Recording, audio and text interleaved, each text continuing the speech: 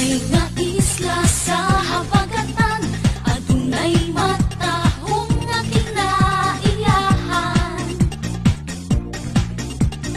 Ang tuwasan ug ang katibawasan,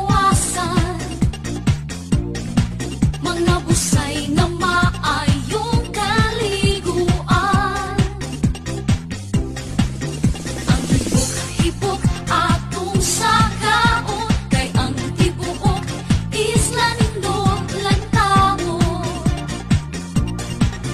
Labing na gayon ang maputing baybayon, migilap ang mga bala